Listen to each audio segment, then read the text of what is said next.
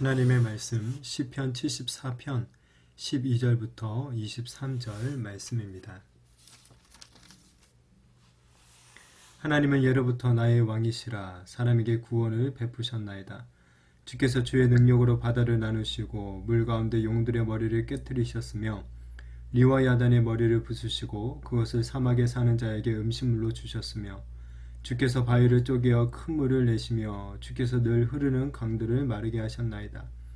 낮도 주의 것이요 밤도 주의 것이라. 주께서 빛과 해를 마련하셨으며 주께서 땅의 경계를 정하시며 주께서 여름과 겨울을 만드셨나이다. 여호와여, 이것을 기억하소서. 원수가 주를 비방하며 우매한 백성이 주의 이름을 능욕하였나이다. 주의 비둘기의 생명을 들 짐승에게 주지 마시며 주의 가난한 자의 목숨을 영원히 잊지 마소서. 그 언약을 눈여겨보소서. 무릇 땅의 어두운 곳에 포악한 자의 초소가 가득하나이다. 학대받는 자가 부끄러이 돌아가게 하지 마시고 가난한 자와 궁핍한 자가 주의 이름을 찬송하게 하소서. 하나님이여, 일어나 주의 원통함을 푸시고 우매한 자가 종일 주를 비방하는 것을 기억하소서. 주의 계적들의 소리를 잊지 마소서. 일어나 주께 항거하는 자의 떠드는 소리가 항상 주께 상달되나이다. 아멘. 성경은 하나님이 온 세상 만물을 창조하시고 통치하시며 또한 자기 백성들을 사랑하셔서 늘 보호하시고 어디에서든지 그들과 함께 하신다라고 선언하고 있습니다. 그러나 실제로 우리 눈앞에서 벌어지는 일들은 이렇게 성경에 말하고 있는 것과는 참 많이 달라 보이기도 합니다. 이 시편 74편의 시인은 하나님이 통치하신다면 왜 세상에 이런 일이 일어날까라는 그런 의심에 사로잡힐 만한 그런 절망적인 상황에 처해 있었습니다. 그럼에도 오늘 하나님을 향한 이 시인의 기도는 참으로 놀라운 이 믿음을 우리들에게 또한 잘 보여주고 있는 것 같습니다. 예루살렘이 함락되고 성전은 무너졌습니다. 시인은 약속의 땅에서 쫓겨나 바벨론에 끌려온 상황에 있었습니다. 정말 절망할 수밖에 없는 그러한 상황 가운데서도 시인은 하나님을 향한 믿음의 고백을 오늘 드리고 있죠. 시인은 하나님은 예전부터 자신의 왕이 되셨고 이 왕이신 하나님께서 또한 우리들에게 자신에게 구원을 베풀어 주셨다라고 고백합니다. 이 시인의 고백은 옛적 이스라엘에게 행하신 하나님의 그 구원의 역사로 인한 것을 말하고 있죠. 시인은 출애굽 당시 하나님이 바다를 나누시고 바위를 또한 쪼개서 물을 내셨다라는 이런 성경의 기록을 그대로 믿는다라고 하면서 노래하고 있습니다. 이 14절에 등장하고 있는 리워 야단이 있죠. 이 리워 야단은 7개의 머리를 가지고 몸을 돌돌 말고 있는 어떤 상상의 바다 괴물을 가리키는 단어입니다. 당시 사람들에게 바다는 도저히 통제할 수 없는 어떤 무시무시한 괴물과 같은 그런 존재로 보였던 것이죠. 그래서 그런 바다 그 자체를 가리켜서 때로는 이 리어야단이다 라고 표현을 하기도 했었습니다. 이것은 이 하나님께서 홍해를 가르시고 요단강을 마르게 하신 사건 자체가 단지 놀라운 기적으로만 바라보고 있는 것을 말하는 것이 아니죠. 그것은 당시 사람들이 두려워했던 이 바다의 우상을 파괴하신 사건으로 지금 보고 있는 거예요.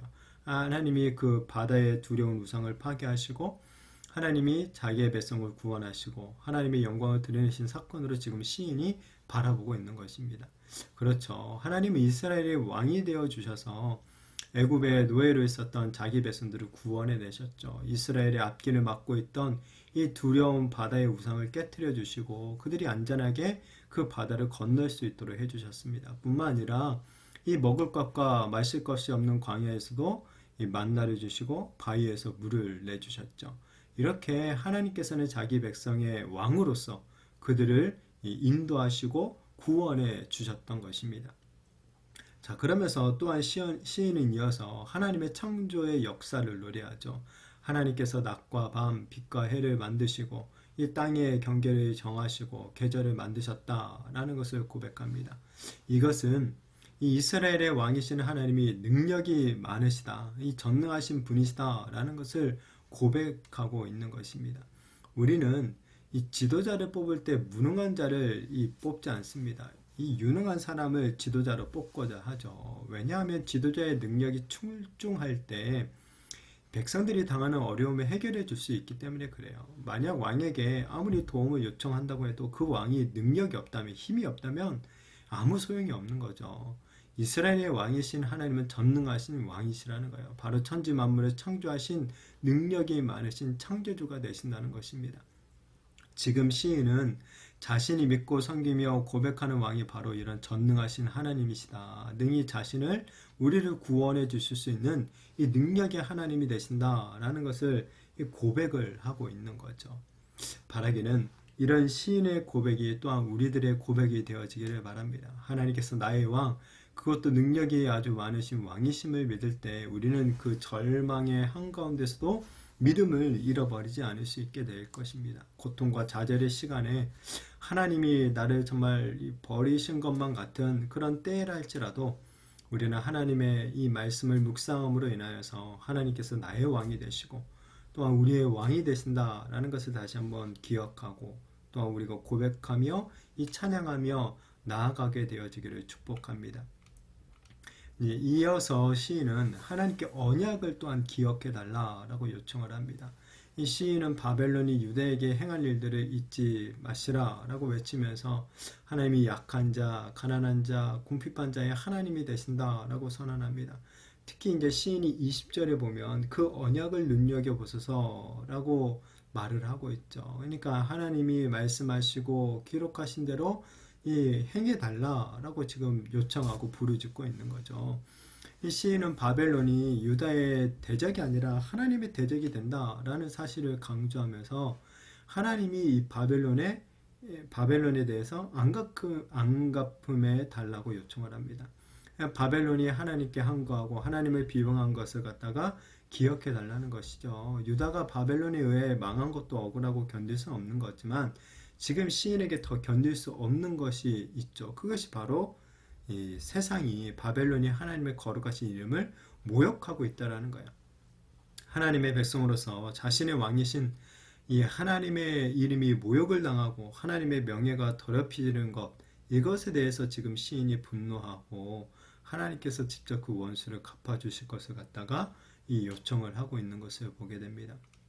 물론 이 바벨론은 죄를 지은 유다를 치는 책찍으로 하나님께 쓰임을 받은 것입니다. 그러나 하나님은 여전히 이 바벨론이 아니라 유다의 편이 되어 주시죠. 하나님이 세상을 사용해서 자기 백성을 징계하실 수 있어요. 그러나 그 징계가 다한 후에는 이 세상, 이 대적의 죄를 심판하시는 거죠. 이러한 사실을 깨닫기 위해서는 무엇보다도 하나님의 언약에 대한 확신이 반드시 필요하다라는 거예요. 비록 세상이 더 강해 보이고 하나님의 백성들은 억압받는 것처럼 보여도 영원히 자기 백성과 함께 하시겠다라는 하나님의 그 변치 않는 언약을 확신하게 된다면 이런 절망의 상황 가운데서도 좌절하지 않게 된다는 거죠. 지금 시인이 이런 절망적인 상황에서도 절망하지 않고 포로로 끌려왔음에도 불구하고 오히려 당당하게 하나님께 이 원수를 갚아달라라고 호소하면서 하나님을 향한 이 믿음의 고백을 드릴 수 있는 이유가 무엇이겠습니까? 바로 언약 때문이라는 거예요.